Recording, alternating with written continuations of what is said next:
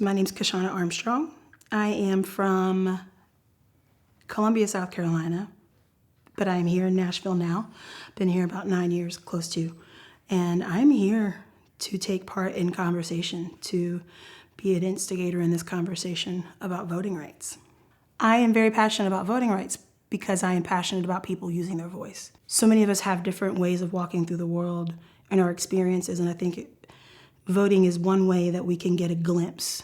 It's a potential way to get a glimpse into what our communities need.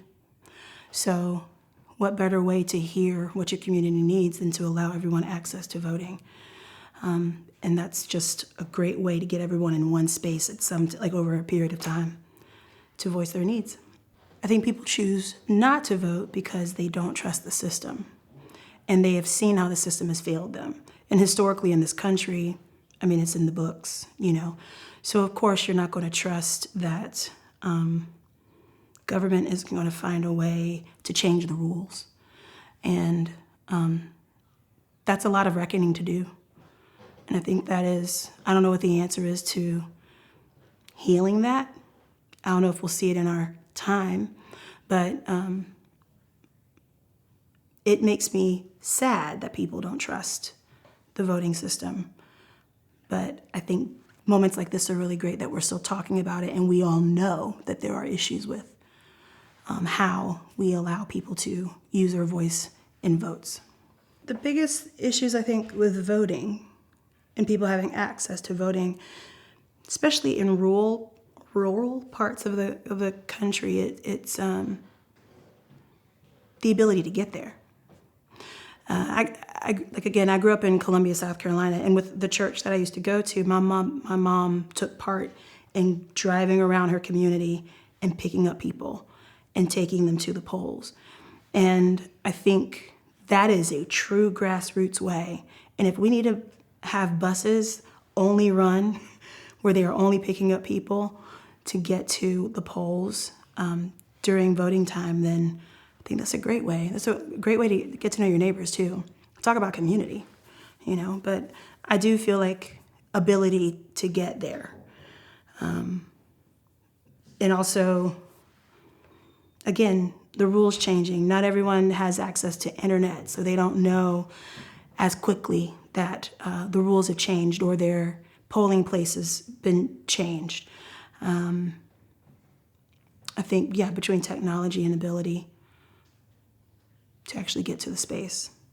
I brought my daddy's cheesecake. He is known in our community for his cheesecake.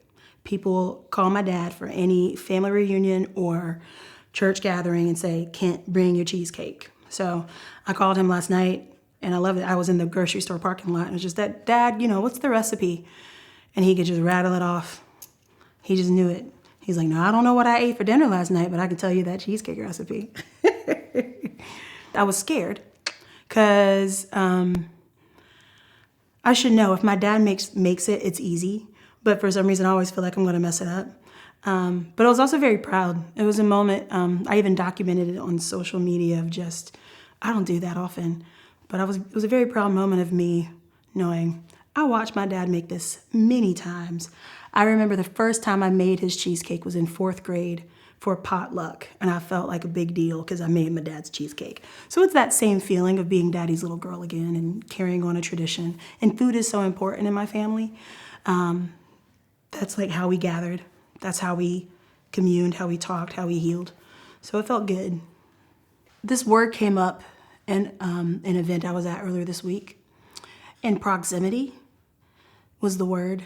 And just how if we get close to one another, if we take ourselves into the communities that need healing, if we get closer to our neighbors, I think proximity is one way to heal. How can we just get closer to one another? When we get closer, we actually listen to one another. We are really interested and invested in other people's stories and what they're going through. I've seen and I've experienced myself where I went from living in a neighborhood where I knew everybody on the block and they knew me. And we knew we could run up and down the street and be, you know, looked after. Where now it's definitely like new neighbors, you know. and it's how can I stay away from, or how can I don't want to talk to. But I think the biggest thing I think is proximity. How can we get closer to one another? And when we're closer to one another, in my experience, you speak softer. You don't feel like you have to yell across a room to someone or across, there's no need to yell if you are truly close with someone and in proximity with them. So I think that is something that could truly heal. Just get close to one another, listen a little bit, shut your mouth, just take in the information, and then carry that with you as you go about your daily life of what someone else's experience is as they go through their life, and hold them with you and realize like, oh, this must be hard for my neighbor. Or I wonder how they're getting through this moment. If I'm feeling this way, how are they feeling? Everyone I come into contact with impacts my music. I think because I'm really intrigued by people. I'm really drawn to human emotions and how someone is overcome. I always want to know how you got there and how are you going to get out of it, or how can I get in there with you, Neighbors definitely show up, and they might not be my neighbor. I've written songs in the last few months with friends who have lived on their street for 12 years, and they see their street changing and the neighbors are changing, and they see that the stories and the legacies that existed there are now gone. They've been paved over.